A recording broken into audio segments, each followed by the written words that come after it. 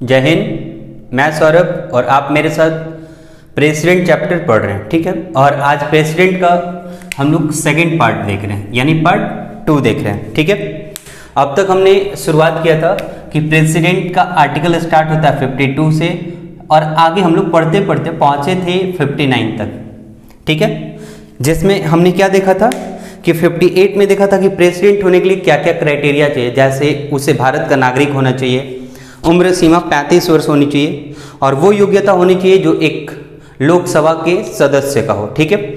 ठीक उसी तरीके से हमने 59 में क्या देखा था कि अगर कोई व्यक्ति राष्ट्रपति के पद के लिए चयनित हो जाता है, ठीक है, अर्थात वो राष्ट्रपति पद के लिए निर्वाचित हो जाता है, तो वो जिस वक्त से राष्ट्रपति के पद को ग्रहण करेगा, ठीक, यानी उस पद पे पदासीन होगा, ठीक, उसी वक्त से वो अगर किसी राज्यसभा या विधानसभा या विधानमंडल का के किसी पद पे आसीन है तो वो पद वहां से उसे रिक्त समझा जाएगा, क्योंकि वो राष्ट्रपति जो है वो एक साथ दोनों पोस्ट पे रह नहीं सकता। क्यों? क्योंकि राष्ट्रपति का जो पोस्ट है वो देश का सबसे सुप्रीम पोस्ट है, ठीक, तो उस पद पे रहने की एक गरिमा है और उस चीज को वो मेंटेन करेगा, ठीक है। तो इस चीज को हमने देखा था। अब आगे बढ़ेंगे और हम देखेंगे आर्टिकल 60, ठीक है। अब आर्टिकल 60 क्या कहता है, तो ध्यान दीजिए कि राष्ट्रपति चुने गए, राष्ट्रपति बन भी गए, तो बन गए तो एक लीगल प्रोसेस होगा कि राष्ट्रपति को शपथ दिलाया जाएगा। क्या कराया जाएगा? राष्ट्रपति को शपथ दिलाया जाएगा। और अनुच्छेद 60 में इसी बात का वर्णन है। क्या? देखिए कि भारत के राष्ट्रपति का शपथ अनुच्छेद किसके तहत? 60 के तहत। अब एक बात ध्यान देंगे कि ये शपथ दिलाएगा कौन? जैसे प्रधानमंत्री हैं, उनको शपथ कौन दिलाता है? तो उनको शपथ हमारे राष्ट्रपति महोदय दिलाते हैं। उसी तरीके से राष्ट्रपति को शपथ कौन दिलाएगा? तो जो हमारे सुप्रीम कोर्ट के मुख्य न्यायाधीश, यानी जिसको हम चीफ जस्टिस ऑफ इंडिया कहते हैं, ठीक है, CJI, वही क्या करेंगे? वही दिलाएंगे इनको क्या चीज? शपथ। जैसे अगर आज किसी राष्ट्रपति को शपथ दिलाना हो तो कौन दिलाएंगे? अरविंद बोबड़े जो हैं, SS बोबड़े, सॉरी, वही क्या करेंगे? शपथ दिलाने का काम करेंगे। शरद अरविंद बोबड़े जिनका पूरा नाम है, ठीक है। तो उम्मीद करते हैं कि ये बात आपको समझ में आ रही है। अब देखिए, कोई भी व्यक्ति किसी भी पद पे रहेगा तो उसके लिए एक सैलरी फिक्स होती है, ठीक। उसी तरीके से हमारे राष्ट्रपति महोदय का जो वेतन होगा वो 5 लाख रुपए मंथली होगा, यानी कि एक महीने का उनको राष्ट्रपति के तौर पे जो वेतन प्रदान कराया जाएगा वो वर्तमान में अभी 5 लाख रुपए है, ठीक है।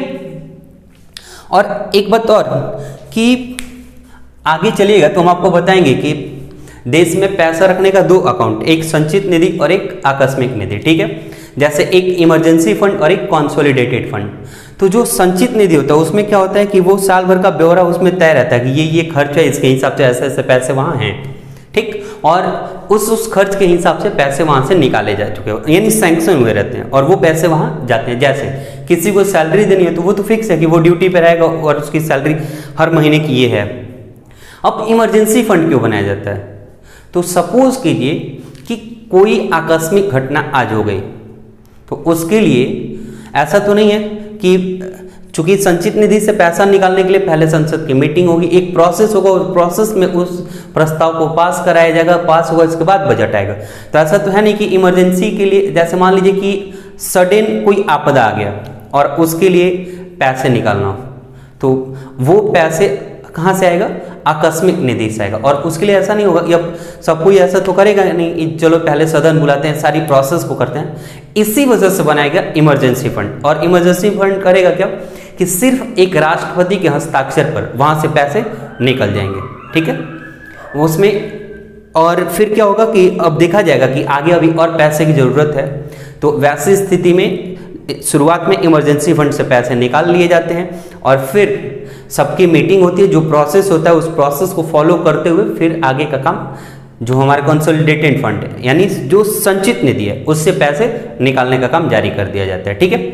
अब ध्यान देंगे यहाँ पे कि राष्ट्रपति का जो वेतन है या फिर कोई भी व्यक्ति जिसका वेतन है वो कहाँ से जाता है? संचित निधि से आता है। अब देश का होगा तो देश का, राज्य का होगा तो राज्य का, ठीक। तो राष्ट्रपति का वेतन कहां से जाता है? संचित निधि से। इस बात को ध्यान रखेंगे आप, ठीक है।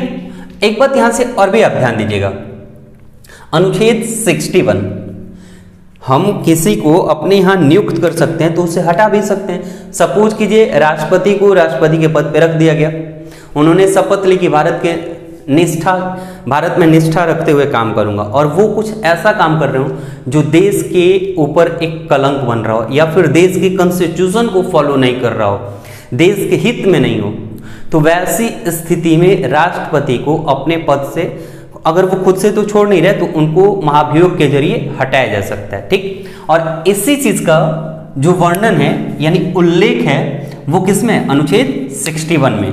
यानी कि अनुच्छेद 61 में क्या है? राष्ट्रपति पर महाभियोग। और ये महाभियोग क्यों लगाया जाएगा?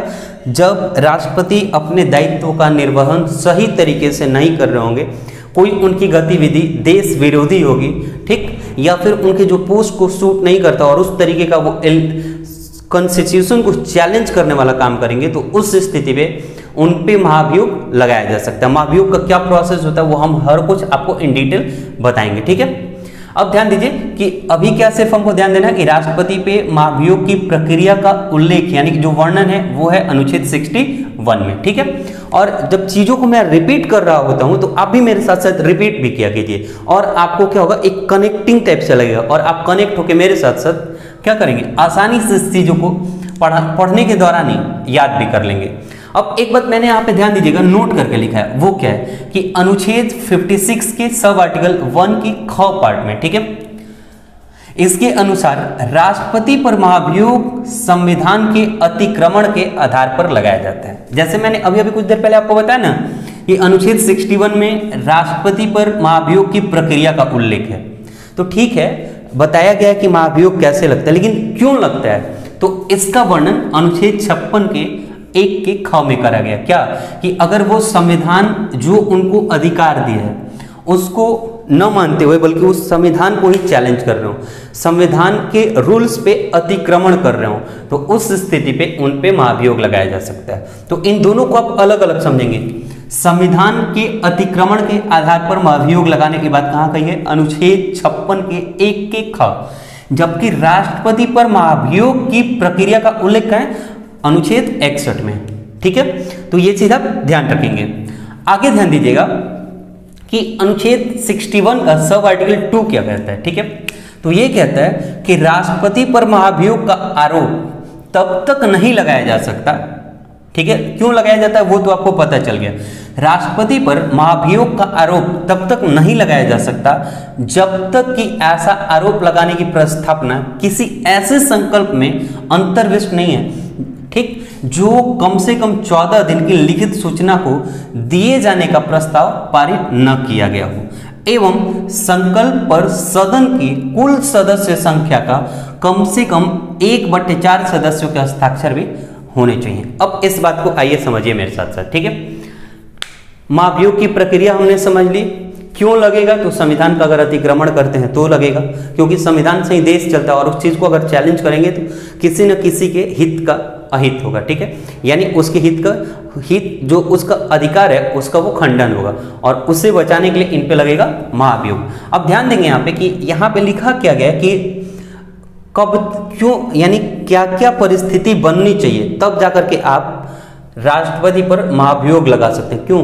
क्योंकि राष्ट्रपति देश का पहला नागरिक है, सबसे रेपुटेड पोस्ट है, ठीक है, और उस व्यक्ति पर महाभियोग लगाने के लिए ऐसे ही तो लगा नहीं सकते। तो कहा क्या गया कि सबसे पहली बात कि अगर आप राष्ट्रपति पर महाभियोग लगाने जा रहे हैं तो इस बात की जानकारी राष्ट्रपति को होनी चाहिए, ठीक है, यानी कि 14 दिन पहले आपको एक लिखित सूचना राष्ट्रपति को भेजनी होगी कि आपके इस कृत्यों की वजह से आपने ये काम संविधान की धारणा को फॉलो करते हुए नहीं किया, इस वजह से आप पे महाभियोग लगाया जाएगा। इसकी जानकारी हमें किसको देना होगा? राष्ट्रपति को, वो भी लिखित तौर पे, और जिस डेट में हम उन पे महाभियोग लगाने की बात कर रहे हैं उससे 14 दिन पहले देना होगा। और यहां से सवाल बनता है कि कितने दिन पहले सूचित करना होता है, तो आपका जवाब क्या होगा? 14 दिन पहले, ठीक है। साथ ही साथ एक बात और, ऐसा नहीं कि कोई व्यक्ति उठा और जाके कहा कि ऐसा कि आप पे महाभियोग हम लगाने वाले हैं, ये रहा 14 दिन पहले आपके पास लेटर, ठीक। फिर आगे क्या क्लॉज जोड़ा गया कि एक काम और भी होगा कि सदन में जितने भी सदस्य हैं, यानी सदन में जितने भी सदस्यों की संख्या है उसके 1/4 सदस्य का हस्ताक्षर भी उस पे होना चाहिए। जो आप लिखित राष्ट्रपति को भेज रहे हैं, ठीक है, उस पे क्या होना चाहिए, हस्ताक्षर भी होने चाहिए। कितने लोगों का, तो सपोज कीजिए कि अगर 400 लोग हैं तो 100 लोगों के उस पे सिग्नेचर मैंडेटरी हैं, तब जाकर के वो वैलिड माना जाएगा। अदरवाइज वो आपका महाभियोग बीच के रास्ते से लौट के आएगा, यानी उसका कोई वैल्यू नहीं रहेगा। ठीक, तो ये था महाभियोग के जो बेसिक प्रोसेस हैं वो। ठीक है, एक बात और भी, तो यहां से देखिए क्या प्रश्न बनेगा कि कितने सदस्यों का हस्ताक्षर चाहिए, 1/4, कितना दिन पहले सूचित करना होगा, 14 दिन पहले। ठीक है, अब ध्यान दीजिए कि हमने सपोज कीजिए कि हमने राष्ट्रपति में महाभियोग लगा दिया और उन पे आरोप सही पाया गया और राष्ट्रपति महोदय को हटा दिया गया। तो जैसे ही राष्ट्रपति महोदय अपने पद से हटेंगे, पोस्ट उनका क्या हो गया, खाली हो गया। ठीक है, तो अगले अनुच्छेद में क्या कहा गया है कि आपके अगले अनुच्छेद में यह बताया गया, अनुच्छेद 62 के सब आर्टिकल 2 में राष्ट्रपति का पद किसी भी कारण से रिक्त है, चाहे वो खुद से ही कहें कि भाई अब मुझे काम हम नहीं करना, ये मेरा त्याग पत्र ले लो, जिसको मैंने बताया है कि राष्ट्रपति किस स्थिति में त्याग पत्र दे सकते हैं और किस अनुच्छेद के तहत दे सकते हैं, तो ये आप मुझे कमेंट में बताएंगे। ठीक है, क्योंकि मुझे भी पता चलना चाहिए कि आप कितने मन से पढ़ रहे हैं, आने वाले टाइम में आपका एग्जाम भी है। ठीक, तो राष्ट्रपति का पोस्ट किसी भी कारण से खाली है तो वो जिस तारीख को खाली हुआ, ठीक, जैसे आज है 21 अगस्त, आज मान लीजिए कि राष्ट्रपति का पोस्ट खाली, ठीक है, तो आज से लेकर 6 महीने बीतने तक, यानी 21 अगस्त से 6 महीने बीतने तक के पहले राष्ट्रपति के चुनाव हो जाने चाहिए, यानी कि राष्ट्रपति पद को भरा जाना चाहिए, अर्थात देश का राष्ट्रपति चुन लिया जाना चाहिए। ठीक है, इस चीज को किस में कहा गया, अनुच्छेद 62 के सब आर्टिकल 2 में। अब देखिए कि ये तो कह दिया गया कि 6 महीने तक, 6 महीने के अंदर तक राष्ट्रपति का पोस्ट अगर खाली है तो उसे भर लेना है। तो उस 6 महीने के दौरान उस पे काम कौन करेगा। ठीक, तो अगर राष्ट्रपति का पोस्ट खाली है तो कौन करेगा, उपराष्ट्रपति उनके जगह पे जाकर के उनके कार्यों को संपादित करेंगे। क्या करेंगे, उनके कार्यों को संपादित करेंगे और उस दौरान वो सिर्फ और सिर्फ क्या रहेंगे, देश के राष्ट्रपति के रूप में ही रहेंगे, वो उपराष्ट्रपति के रूप में नहीं रहेंगे। अर्थात जो भी सुविधाएं होंगी, जो भी वेतन होगा, वो उपराष्ट्रपति के लिए उनको नहीं प्रदान कराया जाएगा, बल्कि राष्ट्रपति के तौर पे कराया जाएगा। ठीक है, तो इस बात को भी आप अच्छे से ध्यान देंगे क्योंकि इस जगह से प्रश्न बनता है। ठीक, क्या कि राष्ट्रपति अगर उपराष्ट्रपति के पोस्ट पे है तो उसको वेतन कितना मिलेगा, उपराष्ट्रपति अगर राष्ट्रपति के पोस्ट पर है तो उसको वेतन कितना मिलेगा। तो जितना राष्ट्रपति को मिलता है, राष्ट्रपति को कितना मिलता है, 5 लाख वर्तमान में, तो 5 लाख मिलेगा। जो सुविधाएं होंगी, जो पावर होंगे, वो सब कुछ किसके तरह का होगा, राष्ट्रपति के तरह का होगा, यानी वो उस वक्त के लिए उपराष्ट्रपति नहीं होगा। ठीक, अब जैसे सपोज कीजिए कि राष्ट्रपति का पोस्ट खाली है और किसी कारणवश उपराष्ट्रपति का भी पोस्ट खाली हो गया, यानी उपराष्ट्रपति भी नहीं और राष्ट्रपति भी नहीं, तब राष्ट्रपति के पोस्ट को कौन संभालेगा। तो देश के जो चीफ जस्टिस हैं, जो सुप्रीम कोर्ट के यानी माननीय उच्च न्यायालय के जो चीफ जस्टिस हैं, वो क्या करेंगे, वो उस पोस्ट को संभालेंगे, अर्थात वो उनके कार्यों को संपादित करेंगे। किसके, राष्ट्रपति के। सपोज ये कर लें कि राष्ट्रपति भी नहीं है देश में, उपराष्ट्रपति भी नहीं और चीफ जस्टिस भी नहीं, तो इस स्थिति में क्या होगा, तो इस स्थिति में हमारे माननीय सर्वोच्च न्यायालय यानी जो सुप्रीम कोर्ट है, जिसको उच्चतम न्यायालय भी कहा जाता है, ठीक, तो जो उच्चतम न्यायालय के वरिष्ठ न्यायाधीश उस वर्तमान समय के होंगे। ठीक, यानी कि आज ही के दिन अगर ऐसी स्थिति होती है कि देश के राष्ट्रपति भी नहीं, उपराष्ट्रपति भी नहीं और सीजेआई यानी चीफ जस्टिस ऑफ इंडिया यानी कि सुप्रीम कोर्ट के मुख्य न्यायाधीश भी नहीं है, तो आज जो भी सुप्रीम कोर्ट में क्या, आज जो भी सुप्रीम कोर्ट में बाकी लोगों में सबसे ज्यादा एज का होगा, अर्थात वरिष्ठ होगा, ठीक है, उसी को राष्ट्रपति के कार्य को संपादित करने का प्रभार मिलेगा। ठीक है, तो इस चीज को आप ध्यान रखेंगे। सबसे पहला कि राष्ट्रपति का अगर पोस्ट खाली है तो 6 महीने के अंदर उसको फुलफिल कर लेना है। ठीक, ये भी यहाँ से भी इस डेटा से प्रश्न बनता है। और एक प्रश्न बनता है कि राष्ट्रपति भी नहीं, उपराष्ट्रपति भी नहीं और सीजेआई यानी चीफ जस्टिस ऑफ इंडिया पे नहीं है, तो इनकी जगह पे कौन काम करेगा? तो उनकी जगह पे कौन काम करेगा? वरिष्ठ न्यायाधीश काम करेंगे। कौन? वरिष्ठ न्यायाधीश काम करेंगे। ठीक, तो ये बात था 62 में। अब ध्यान दीजिएगा कि आगे हम लोग जब बढ़ेंगे, ठीक, तो आते हम यहां पे एक आर्टिकल मैंने लिख रखा है अनुच्छेद 72। अब ध्यान दीजिए कि यहां तक जो आर्टिकल थे आपको रेगुलर मिल रहे थे, वो राष्ट्रपति से संबंधित थे भी। वैसे भी राष्ट्रपति से संबंधित अनुच्छेद 52 यानी 52 से लेकर और 62 तक है। लगातार आपको यहां जो भी इनके बीच में आर्टिकल मिलेंगे वो सब राष्ट्रपति से संबंधित मिलेंगे। अब जो मैं आपको आर्टिकल्स बताने जा रहा हूं वो आर्टिकल्स एग्जैक्ट राष्ट्रपति, जैसे कि राष्ट्रपति का वो काम है, बस इसलिए उनको मैं यहाँ पे लिंक कर दिया हूं, ताकि अगर राष्ट्रपति आप पढ़ लिए तो कहीं भी प्रश्न बनता है तो आप उस चीज को सही कर लें। ठीक है, जैसे अनुच्छेद 62 यानी कि अनुच्छेद 72 यानी 72। ठीक है, अब अनुच्छेद 72 क्या कहता है? तो कहता है कि हमारे जो भारत के राष्ट्रपति हैं उनको कुछ विशेष अधिकार भी प्राप्त है, जैसे कि वो किसी के सजा को कम कर सकते हैं, माफ कर सकते हैं। ठीक है, और एकदम से उनकी सजा खत्म भी कर सकते हैं। जैसे कि किसी को फांसी की सजा है तो अगर हमारे राष्ट्रपति चाहें तो उसे उम्र कैद में बदल सकते हैं। अगर हमारे राष्ट्रपति चाहें तो उनको उनके गुड बिहेवियर के आधार पर, ठीक, उनकी पूर्ण रूप से सजा माफ कर सकते हैं। तो ये अधिकार संविधान का अनुच्छेद 72 यानी अनुच्छेद 72 किसको प्रदान किया है? राष्ट्रपति को। ठीक है, तो लेकिन एक बात यहां से देखिए, यहां से प्रश्न एक और अच्छा क्या बनता है? राष्ट्रपति, क्या राष्ट्रपति किसी की सजा बढ़ा भी सकते हैं?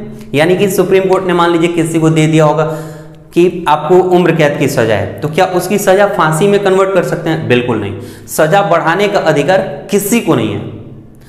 ये सजा क्या कर सकते हैं? कम कर सकते हैं या पूर्ण रूप से सजा माफ कर सकते हैं, सजा बढ़ा नहीं सकते। ठीक है, तो इस चीज को आप ध्यान रखेंगे। ठीक है, इसके बाद आगे मैंने यहां पे एक और आर्टिकल लिख रखा है, ध्यान देंगे। आर्टिकल 74 का सब आर्टिकल 1, इसमें क्या लिखा हमने कि राष्ट्रपति अपने कृत्यों का प्रयोग, यानी जो राष्ट्रपति के काम हैं उनका प्रयोग या जो उनके अधिकार हैं, जो उनके वर्क एरियाज हैं उनका प्रयोग, ठीक, राष्ट्रपति अपने कृत्यों का प्रयोग मंत्रिपरिषद की सलाह पर करता है। अर्थात राष्ट्रपति की शक्तियों पर संविधान के अंतर्गत सीमाएं अध्यारोपित की गई हैं। इसका मतलब क्या हुआ कि राष्ट्रपति पूर्ण रूप से स्वतंत्र नहीं है। ठीक, उनको अगर कोई काम करना है तो वो किसकी सलाह पे करेंगे? जो उनका मंत्री परिषद होगा उसके सलाह पर उस काम को करेंगे। इसीलिए कहा गया है कि राष्ट्रपति की शक्तियों पर संविधान के अंतर्गत सीमाएं अध्यारोपित की, यानी कि उनकी जो पावर्स हैं उनको कहीं ना कहीं सर्कल्ड किया गया है। ठीक है, तो इस बात को भी आप ध्यान रखेंगे। और एक बात यहां से और भी ध्यान देंगे, तो एक प्रश्न यहां से बनता है कि मंत्रिपरिषद का प्रधान कौन होता है? मंत्रिपरिषद का प्रधान कौन होता है? देखने से हम राष्ट्रपति ट्रिक कर सकते हैं इसके आधार पर, लेकिन वो गलत हो जाएगा। मंत्रिपरिषद का प्रधान कौन होता है? तो मंत्रिपरिषद का जो प्रधान होता है वो होता है प्रधानमंत्री। अब आपने दो शब्द सुना होगा, एक मंत्रिपरिषद और एक मंत्रिमंडल। क्या? एक मंत्रिपरिषद और एक मंत्रिमंडल। ठीक है, तो मंत्रिपरिषद और मंत्रिमंडल में अंतर क्या है? ध्यान देंगे कि मंत्रिमंडल जो कैबिनेट के मंत्री हैं प्लस प्रधानमंत्री, मंत्रिमंडल हो जाएगा। जबकि मंत्रिपरिषद में क्या होगा कि वो कैबिनेट के मंत्री, प्रधानमंत्री के साथ साथ जो राज्यों के मंत्री हैं वो भी, और जो उप राज्यों के हैं वो भी उसमें शामिल हो जाते हैं। तो उनको कहेंगे मंत्रिपरिषद। मंत्रिमंडल किसको कहेंगे अभी मैंने बताया, इन दोनों का डिफरेंस भी आप समझ चुके होंगे। ठीक है, अब आगे बढ़ते हैं और देखते हैं हम अनुच्छेद 77। ठीक है, अनुच्छेद 77 में क्या कहा गया है? ध्यान दीजिएगा, भारत सरकार के समस्त कार्यपालिका कृत्य राष्ट्रपति के नाम से किए जाते हैं। क्यों? क्योंकि हमने आपको बताया था कि अनुच्छेद 53 में क्या बताया था? कार्यपालिका का प्रधान कौन होता है? तो कार्यपालिका का प्रधान होता है राष्ट्रपति। ठीक, और यहाँ पे वही बात, दोनों में थोड़ा सा डिफरेंस है। अगर पूछेगा कि कार्यपालिका का प्रधान कौन होता है, राष्ट्रपति, अनुच्छेद कौन सा, 53 यानी 53। जबकि अगर पूछ दे कि भारत सरकार के समस्त कार्यपालिका कृत्य राष्ट्रपति के नाम से किए जाते हैं, अनुच्छेद क्या होगा, तो अनुच्छेद होगा 77। ठीक है, बढ़ते हैं अपने अगले अनुच्छेद 78 की तरफ। 78 में क्या कहा गया है, राष्ट्रपति को प्रधानमंत्री से सूचना प्राप्त करने का अधिकार है। अब इसका मतलब क्या है, इसका मतलब यह है कि देश में क्या चल रहा है, अगर इस बात की जानकारी राष्ट्रपति लेना चाहें तो इस बात की जानकारी वो प्रधानमंत्री से लेंगे या ले सकते हैं। ठीक है, तो ये बात कहाँ कहा गया, अनुच्छेद 78 में, यानी राष्ट्रपति के पास ये पावर है, ये अधिकार है कि वो देश संबंधी जो भी बातें हैं वो प्रधानमंत्री से जान सकते हैं, अर्थात उनसे सूचना प्राप्त कर सकते हैं। यही बात मैंने यहाँ भी 78 में लिखा, और दो जगह लिखने का पर्पज क्या था, क्योंकि दोनों लाइन बना करके और एग्जाम में प्रश्न पूछे जाते हैं। जैसे यहाँ मैंने क्या लिखा है, ये किसी भी विषय संबंधित जानकारी के लिए प्रधानमंत्री से कौन कहेगा, राष्ट्रपति, और ये इनको पावर है। वही बात यहाँ भी कहा गया, बस कहने का जो तरीका है वो थोड़ा सा डिफरेंस है। तो दोनों लाइन सेम ही है, आप इससे ध्यान रखेंगे। आगे देखते हैं आर्टिकल 108। ठीक है, अब 108 में क्या बताया गया, तो 108 में बताया गया कि राष्ट्रपति संसद के दोनों सदनों का संयुक्त अधिवेशन बुला सकता है। और ये बहुत बार प्रश्न बना हुआ है कि यहां से दो प्रश्न बनेंगे। पहला कि राष्ट्रपति संसद के दोनों सदनों का, अब दोनों सदन का मतलब क्या, उच्च सदन और निम्न सदन। निम्न सदन कौन, लोकसभा, और उच्च सदन कौन, राज्यसभा। ठीक है, और अब एक बात यहाँ पे और, लोकसभा कहे तो आपको याद आना चाहिए कार्यकाल है 5 साल, अगर राज्यसभा कहे तो कार्यकाल है 6 साल। ठीक, निम्न सदन यानी लोकसभा कहे तो ये भंग हो सकता है, राज्यसभा कहे भंग नहीं हो सकता है। अनुच्छेद इससे रिलेटेड पूछ देगा तो क्या होगा, क्योंकि मैंने यहाँ संसद भी कहा और संसद के दोनों सदन भी कहा। ठीक, तो संसद हो जाएगा 79, क्या हो जाएगा, संसद हो जाएगा 79। ठीक है, ये एस से डिनोट कर रहा हूं मैं, संसद हो गया 79। मैंने कहा कि दोनों सदन, तो एक हो गया राज्यसभा और एक हो गया लोकसभा। ठीक, तो राज्यसभा हो गया 80 और लोकसभा हो गया 81। ये तीनों अनुच्छेद आप ध्यान रखेंगे। ठीक, संसद 79, राज्यसभा 80 और लोकसभा 81। ठीक, तो अब यहां पे इसको साफ कर देते हैं और आगे देखिएगा। यहां क्या कहा गया था कि राष्ट्रपति जो हैं वो संसद के दोनों सदनों का संयुक्त अधिवेशन बुला सकते हैं। ये आर्टिकल 108 के तहत राष्ट्रपति के पास ये राइट है। ठीक है, लेकिन एक प्रश्न यहां से ठीक आगे बढ़ेगा तो और बनेगा कि राष्ट्रपति बुला सकते हैं तो किसी भी मीटिंग की कोई अध्यक्षता करता होगा। ठीक, तो जो मीटिंग बुलाएंगे, जो अधिवेशन बुलाएंगे, उसकी अध्यक्षता कौन करेगा। ठीक, तो ये जो संयुक्त अधिवेशन बुलाएंगे उसकी अध्यक्षता करेंगे लोकसभा अध्यक्ष। यानी आज के डेट में, यानी आज 21 अगस्त 2020 को अगर राष्ट्रपति रामनाथ कोविंद संयुक्त सदन बुलाना होगा तो कौन बुलाएंगे, रामनाथ कोविंद। किसके तहत, अनुच्छेद 108 के तहत। जबकि उस संयुक्त अधिवेशन की अध्यक्षता करना होगा तो कौन करेगा, ओम बिरला करेंगे, जो कौन है, लोकसभा अध्यक्ष हैं। इस तरह से आप भी नाम भी उनका ले लेके और याद करते हैं तो आपके लिए और ज्यादा आसान होते जाएगा। ठीक है, अब इसमें थोड़ा सा आगे और बढ़िएगा, तो ये जो अधिवेशन बुलाएंगे वो 108 के तहत, और जो अध्यक्षता होगी वो अनुच्छेद 118 के सब आर्टिकल 4 के तहत। ठीक, इस चीज को आप भी ऐसे ही एज इट इज लिखिएगा, और जब कभी भी आप रिवीजन कर रहे होंगे तो ठीक इसी तरीके से लिंक करके रिवीजन करते जाइएगा। ठीक है, एक बात यहां पे और भी ध्यान दीजिएगा, यहां पे नीचे में मैंने 2 आर्टिकल और लिख रखे हैं, एक लिखा है 76 और एक लिखा है 86। इन दोनों को भी यहीं पे आपको समझा देते हैं। ठीक है, जैसे अनुच्छेद 76 क्या कहता है कि भारत के महान न्यायवादी की नियुक्ति राष्ट्रपति करता। अब ये महान न्यायवादी होता कौन है, ठीक है, तो आपने सुना होगा 2 पोस्ट, एक अटॉर्नी जनरल ऑफ इंडिया और एक एडवोकेट जनरल और एक अटॉर्नी जनरल। ठीक है, तो जो महान न्यायवादी है वो है अटॉर्नी जनरल। ठीक है, और एक हुआ एडवोकेट जनरल। ठीक, केंद्र सरकार के जो भी मसले होते हैं, जो भी कानूनी मसले होते हैं, उनको कौन देखता है? महान न्यायवादी देखता है। और इस महान न्यायवादी की नियुक्ति कौन करता है? तो राष्ट्रपति करता है। क्योंकि ध्यान देंगे कि सपोज कि सरकार के खिलाफ आप केस कर दिए कि सरकार सही ढंग से इस योजना पे या किसी भी चीज पे काम नहीं कर रही है, तो सरकार तो उठ के आएगी नहीं कोर्ट में, तो वो अपना वकील भेजेगी। और वो वकील कौन होगा? यही होते हैं। उसी तरीके से राज्य में कौन होता है? एडवोकेट जनरल होते हैं। ठीक, कि अगर राज्य सरकार पे आप केस करते हैं तो वो उस स्थिति में उनका वकील जाता है। तो यहां से उम्मीद करते हैं कि 76 आपको समझ में आ गया होगा। अब ध्यान देंगे एक चीज और कि 86 क्या है। तो 86 के सब आर्टिकल 2 में बताया गया है कि राष्ट्रपति संसद को कोई भी संदेश भेज सकता है। राष्ट्रपति संसद को कोई संदेश भेज सकता है। तो इस बात को भी आप ध्यान रखेंगे। एक बात और भी ध्यान दीजिएगा, आपने बहुत बार सुना होगा कि राष्ट्रपति ने इस विधेयक को लौटा दिया, राष्ट्रपति ने विधेयक को पुनर्विचार के लिए भेज दिया। ठीक, और यहां से प्रश्न भी बनते हैं। आपने ये भी सुना होगा कि राष्ट्रपति के हस्ताक्षर के बाद ये विधेयक कानून बन गया। तो विधेयक क्या है? कानून क्या है? तो कोई मसौदा, मान लीजिए कि किसी भी बात पे विचार विमर्श चल रहा है, ठीक है, और वो विचार विमर्श एक सकारात्मक रूप लेकर के बहुत लोगों का वो एक ओपिनियन बना, तो उस ओपिनियन पे सभी जगह से पास करके, और जब वो ओपिनियन, वो मसौदा जो है वो किसके समक्ष आएगा? राष्ट्रपति के समक्ष। तो जब तक राष्ट्रपति ने उस पर अपना हस्ताक्षर नहीं किया है तब तक वो विधेयक के नाम से जाना जाएगा, और जैसे ही राष्ट्रपति का हस्ताक्षर हो जाएगा वो एक कानून का रूप ले लेगा। और ठीक है, और तब से वो एक कानून बन जाता है।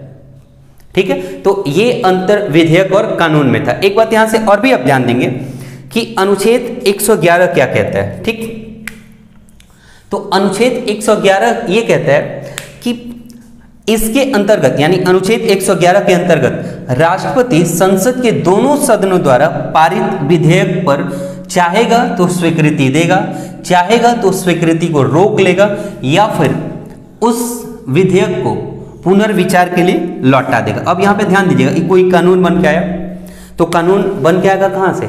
संसद से। ठीक, जो हमारे सदन है वहां से।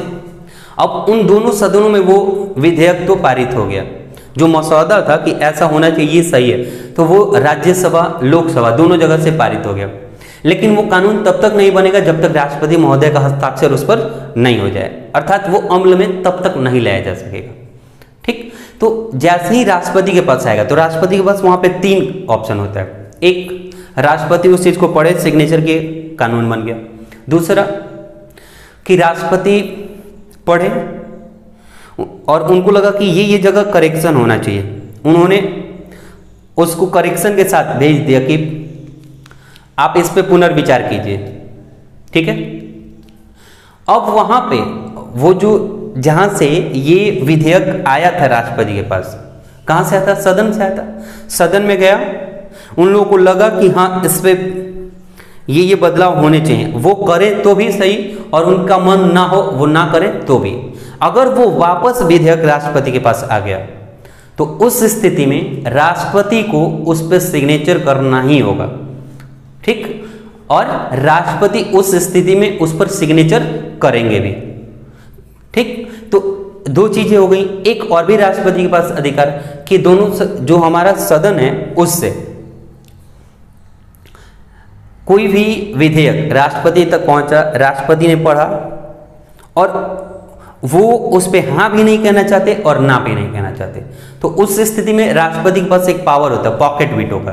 ठीक है, और तो उसी को हिंदी में जेबी वीटो भी कहते हैं। तो वो लेकर के और अपने पास रख लेंगे, कुछ बोलेंगे ही नहीं, ना लौटाएंगे ना सिग्नेचर करेंगे। और ये पावर राष्ट्रपति के पास ऐसा होता है कि वो जब तक चाहें तब तक उसको अपने पास रख सकते हैं। ठीक है, जिसको कि हम पॉकेट वीटो या फिर जेबी वीटो के नाम से जानते हैं।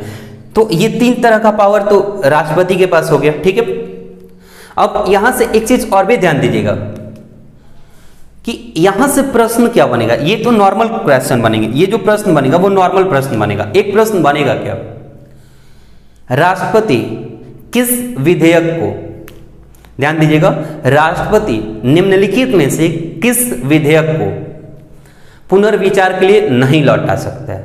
ऑप्शन बहुत सारे रह सकते हैं, ठीक है, वित्त विधेयक, धन विधेयक, विनियोग विधेयक, XYZ जो भी।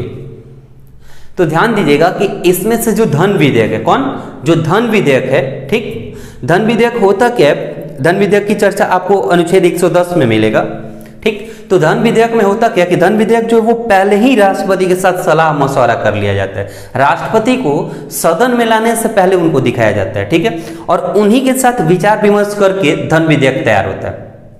इसी वजह से चूंकि जब आपके साथ ही विचार विमर्श हुआ है और इसके बाद सदन में आया है, तो उस चीज को आपने देखा है, और यही वजह है कि राष्ट्रपति धन विधेयक को पुनर्विचार के लिए नहीं लौटाते हैं। तो ये बात आप बहुत अच्छे से ध्यान दीजिएगा, एक अच्छा क्वेश्चन बनेगा तो ये बनेगा कि किस विधेयक को राष्ट्रपति पुनर्विचार के लिए नहीं लौटा सकते। अर्थात धन विधेयक अगर राष्ट्रपति के पास आता है तो चुपचाप वो सिग्नेचर करके अपना काम करेंगे, ठीक है, क्योंकि वो उसको पुनर्विचार के लिए नहीं लौटा सकते। तो इस चीज को, यानी ये जो धन विधेयक वर्ड होगा, इसको आप बहुत अच्छे से ध्यान में रखेंगे, ठीक है, यहां पे जो मैंने नोट करके लिखा हुआ है, ठीक। तो इस चीज को भी आप ध्यान रखेंगे। बाकी जो विधेयक है उस पर राष्ट्रपति क्या कर सकते हैं वो भी मैंने आपके समक्ष बता दिया आपको, ठीक है, आर्टिकल भी लिखे हुए, ये भी चीजें आप। तो ओवरऑल जो मैं आपको राष्ट्रपति से संबंधित अब तक बताना चाहता था वो चीजें बता चुका। आइए कुछ आगे और भी हैं, उनको देखते हैं। अनुच्छेद 123, ठीक है, अनुच्छेद 123 में क्या है, कहा गया कि राष्ट्रपति को अध्यादेश जारी करने की शक्ति प्रदान की गई है, ठीक है, और इसके सब आर्टिकल यानी 123 के सब आर्टिकल 2 में क्या कहा गया है कि राष्ट्रपति के जारी अध्यादेश संसद के सत्र शुरू होने के 6 सप्ताह के भीतर अनुमोदित होना चाहिए, जारी अध्यादेश, ठीक है। तो अब ध्यान दीजिए यहाँ पे क्या है कि जैसे कोई कानून है, ठीक है, और कानून जब वो सत्र चल रहा होगा तभी उसको अमल में ला करके और उसको पारित किया जाएगा। लेकिन कभी कभी क्या होता है कि कोई कानून उसको तत्काल प्रभाव में लागू करना होता है और उस टाइम संसद का सत्र उस एट ए टाइम बुलाया नहीं जा सकता। तो वैसे केसेस में जो कानून होते हैं उनको राष्ट्रपति क्या करते हैं, उनके पास एक पावर होता है अध्यादेश जारी करने का, और वो उसके रिगार्डिंग अध्यादेश जारी कर देते हैं। और उसका एक टर्म क्या है, चूंकि हमको पता है कि हर 6 महीने पे एक बार तो सत्र बुलाया जाना है कम से कम, ठीक। तो उसमें होगा क्या कि जब वो सत्र बुलाया जाएगा तो जो अध्यादेश राष्ट्रपति के द्वारा पारित किया गया, ठीक, उस सत्र में 6 सप्ताह के भीतर क्या हुआ, उस पर अनुमोदित कर लिया जाना होगा। एक तो बात ये होगी, एक बात और कि जो अध्यादेश राष्ट्रपति ने जारी किया है, राष्ट्रपति के पास एक और भी पावर होता है कि वो अपना अध्यादेश कभी भी किसी भी वक्त वापस ले सकता है। यानी जो अध्यादेश इन्होंने पारित किया राष्ट्रपति महोदय ने, वो अपने अध्यादेश को वापस भी ले सकते हैं, ठीक है। तो ये रहा अनुच्छेद 123। अब आगे बढ़ते हैं, इसमें ध्यान देंगे, और इसमें हमारे लिए देखिए महत्वपूर्ण क्या था, इसमें ये वर्ड 6 सप्ताह जो वर्ड है ये आप जरूर याद रखेंगे, ठीक है, क्योंकि यहां से 3 से 4 बार प्रश्न बने हुए हैं अब तक। आगे देखिए अनुच्छेद 143। तो अनुच्छेद 143 क्या है, यानी 143 क्या है कि राष्ट्रपति किसी भी मसले पर, ठीक, राष्ट्रपति किसी भी मसले पर सलाह मांग सकता है, किससे, माननीय सुप्रीम कोर्ट से, अर्थात उच्चतम न्यायालय से, ठीक है। और माननीय उच्चतम न्यायालय उस मसले पर राष्ट्रपति को सलाह देगा भी, लेकिन राष्ट्रपति दिए गए सलाह को अगर मन है तो मानेगा और मन नहीं है तो नहीं मानेगा। अर्थात उसको उचित लगे तो मानेगा और उचित नहीं लगे तो नहीं भी मान सकता है। यानी कि उस सलाह को मानने के लिए राष्ट्रपति बाध्य नहीं है, ठीक है। तो ये बात कही गई है किसमें, अनुच्छेद 143 में, ठीक। एक देखिए यहां से प्रश्न और क्या बनता है, ध्यान देंगे इस लाइन पे, राष्ट्रपति राष्ट्र का प्रतिनिधित्व करता है परंतु राष्ट्र का नेतृत्व नहीं करता। यानी कि राष्ट्रपति जो होता है वो सिर्फ और सिर्फ एक रिप्रेजेंटेटिव है हमारे नेशन का, ठीक है, नेतृत्व नहीं करता। नेतृत्व करने का काम कौन करता है, तो प्रधानमंत्री करते हैं। देश के नेतृत्व करने का काम प्रधानमंत्री का, जबकि राष्ट्रपति का काम है एज ए रिप्रेजेंटेटिव यानी कि प्रतिनिधित्व करने का। तो इस लाइन को आप ध्यान रखेंगे, यहां से ये लाइन एज इट इज आपके पेपर में अगर आप सॉल्व करिएगा तो आपके देखने के लिए मिलेगा, इसलिए हमने वहां उसको ब्रैकेट करके रखा है, ठीक है। एक यहां पे और भी पॉइंट देखिएगा, राष्ट्रपति जो होते हैं वो तीनों सेनाओं के प्रधान सेनापति होते हैं। अब तीनों सेनाओं का मतलब कि जो हमारा थल सेना है, जो हमारा वायु सेना है और जो हमारा जल सेना है, यानी नेवी, आर्मी और एयरफोर्स, इन तीनों का प्रधान सेनापति कौन होता है? तो राष्ट्रपति होते हैं। ठीक, बढ़ते हैं अपने एक पॉइंट मैंने यहाँ पे और भी नोट करके लिखा है, ध्यान देंगे क्या कि राष्ट्रपति के पास अधिकार होता है किसी भी क्षेत्र को अनुसूचित क्षेत्र घोषित करने के लिए। ठीक, किसी भी क्षेत्र को आरक्षित क्षेत्र घोषित करने का अधिकार किसके पास है? राष्ट्रपति के पास है। एक बात और भी कि राष्ट्रपति उस क्षेत्र की सीमाओं में, यानी कि उसको अनुसूचित क्षेत्र घोषित करने वाली सीमाओं में, यानी कि उसके भौगोलिक क्षेत्र में उस एरिया को चाहे तो बढ़ा भी सकता है और कम भी कर सकता है, एवं राष्ट्रपति चाहे तो उस क्षेत्र को जिसको उन्होंने अनुसूचित क्षेत्र घोषित किया है पूर्ण रूप से हटा भी सकता है, यानी कि समाप्त भी कर सकता है। तो ये भी पावर किसके पास है? राष्ट्रपति। और यहां से भी ये प्रश्न बनेगा, तो ये एक डायरेक्ट प्रश्न का ही लाइन है जो मैंने यहां आपके सामने लिख रखा है। ठीक है, तो इससे भी आप ध्यान रखेंगे।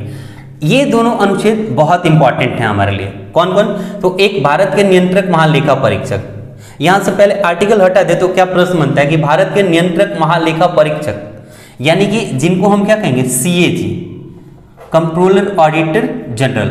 ठीक है, तो इनकी नियुक्ति कौन करता है? तो राष्ट्रपति करते हैं।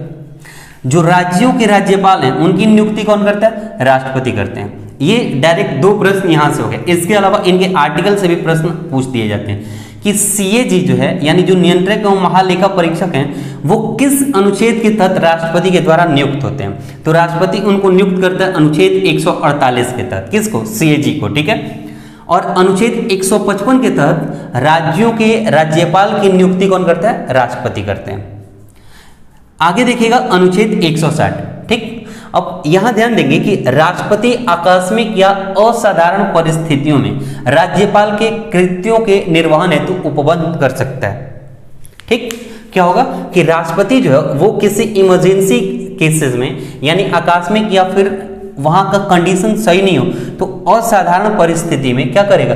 राज्यपाल के कृत्यों के निर्वहन हेतु उपबंध कर सकता है। यह था अनुच्छेद 160। आगे यहां देखिएगा, मैंने नोट करके आपके लिए एक पॉइंट लिखा हुआ है। क्या ये प्रश्न बनता है कि राष्ट्रपति का संसद के लिए अभिभाषण कौन तैयार करता है? तो राष्ट्रपति का संसद के लिए अभिभाषण तैयार करता है केंद्रीय मंत्रिमंडल। ठीक, और यही बात मैंने यहां पे देखिएगा लिखा हुआ है क्या कि संसद के लिए राष्ट्रपति का अभिभाषण कौन तैयार करता है? केंद्रीय मंत्रिमंडल करता है। ठीक है, क्यों ऐसा क्यों है? क्यों यही करता है? क्योंकि हमने पढ़ा था क्या कि कार्यपालिका की शक्ति किस में होती है? राष्ट्रपति में। ठीक है, और यहां पे भी ध्यान दीजिएगा, यहां पे मैंने उसी चीज को लिखा है अच्छे से कि कार्यपालिका का प्रधान कौन होता है? राष्ट्रपति। और कार्यपालिका की शक्ति किस में निहित होती है? केंद्रीय मंत्रिमंडल में। तो केंद्रीय मंत्रिमंडल में शक्ति निहित होती है किसकी? कार्यपालिका की। और कार्यपालिका का प्रधान कौन होता है? राष्ट्रपति। ठीक है, तो यही वजह है कि केंद्रीय मंत्रिमंडल संसद के लिए राष्ट्रपति का अभिभाषण तैयार करता है। इस चीज को आप ध्यान रखेंगे। एक अनुच्छेद यहां मैंने लिखा आपको 239, मैंने सब आर्टिकल के साथ लिखा है। ठीक, आप इसको सिर्फ देख लेंगे, रटना कोई जरूरी नहीं है, क्योंकि प्रश्न यहां से नहीं ज्यादा चांस है बनने का, प्रश्न इधर से बनने के चांसेस हैं। ठीक है, तो इस आर्टिकल के तहत संघ राज्य क्षेत्र के मुख्यमंत्री की नियुक्ति कौन करते हैं? राष्ट्रपति। जो हमारा संघ राज्य क्षेत्र या जिसको हम केंद्र शासित प्रदेश कहते हैं, ठीक है, तो वहां के जो मुख्यमंत्री हैं उनकी नियुक्ति कौन करता है? तो राष्ट्रपति करते हैं। ठीक है, इस बात को भी आप ध्यान में रखेंगे। हर जगह के मुख्यमंत्री की नियुक्ति राष्ट्रपति नहीं करते। जो केंद्र शासित प्रदेश हैं, और हर केंद्र शासित प्रदेश में मुख्यमंत्री भी नहीं होते, ये भी आपको पता है कि दो ही जगह विधानसभा है। कहाँ? दिल्ली और पुदुचेरी। तो यहाँ के जो मुख्यमंत्री होंगे उनकी नियुक्ति कौन करेगा? राष्ट्रपति करेंगे। ठीक है, और एक आर्टिकल मैंने यहाँ पे लिखा है आर्टिकल 280 का सब आर्टिकल है 1। इसमें क्या लिखा है हमने कि जो वित्त आयोग होता है, क्या जो वित्त आयोग होता है यानी फिनांस कमीशन जो होता है, ठीक, जो वित्त आयोग होता है उसके अध्यक्ष की नियुक्ति कौन करता है? राष्ट्रपति करते हैं। तो ये भी आप ध्यान रखेंगे। अब इतनी जानकारी थी राष्ट्रपति से संबंधित। लगभग लोगों को मैंने वो हर एक आर्टिकल यहाँ पे रखने का प्रयास किया है जो राष्ट्रपति से संबंधित हैं। कुछ चीजें ऐसी होती हैं जिनको हम प्रश्न के दौरान आपको बेहतर तरीके से एलेबोरेट कर सकते हैं। ठीक है, यानी उसके लिए प्रश्न का होना अति आवश्यक है। और यही वजह है कि हमने आपसे पहले दिन भी कहा था कि हम 2 या 3 लगभग 3 सेशन करेंगे राष्ट्रपति का, जिसमें कि 2 हुआ हमारा कॉन्सेप्ट से रिलेटेड, और अगला जो सेशन होगा उसमें अब तक के जितने भी राष्ट्रपति से संबंधित क्वेश्चन बने हुए हैं, ठीक है, चाहे वो स्टेट्स एग्जाम्स के हों या फिर सेंट्रल एग्जाम के हों, उन दोनों के प्रश्नों को हम लेकर के आपके साथ प्रश्न सीरीज के तौर पे उपस्थित होंगे, ठीक है। और वो आपके लिए और ज्यादा बेनिफिशियल होगा कब, जब आप इन दोनों को बहुत अच्छे से लिख के और पढ़े होंगे तब, क्योंकि उस समय जब हमारे साथ आप क्वेश्चन का आंसर बता रहे होंगे तो आपको एक बूस्टर का काम करेगा, क्या कि आपने सही पढ़ा है और आप सही डायरेक्शन में जा रहे हैं, आपकी तैयारी अच्छे तरह से हो रही है, ठीक है। तो इस चीज के लिए आपको पहले इन दोनों को बहुत अच्छे से तैयार करना होगा और अगले सेशन के लिए इंतजार करते रहिए, ठीक है। बहुत जल्द हम उसको भी, इसके ठीक एक दिन बाद हम आपके लिए प्रश्न सेशन लेकर के आएंगे राष्ट्रपति का टोटल, और इसके बाद हम पढ़ेंगे मौलिक अधिकार, ठीक है। तब मिलते हैं अगले वीडियो में, तब तक के लिए बाय बाय, जय हिंद।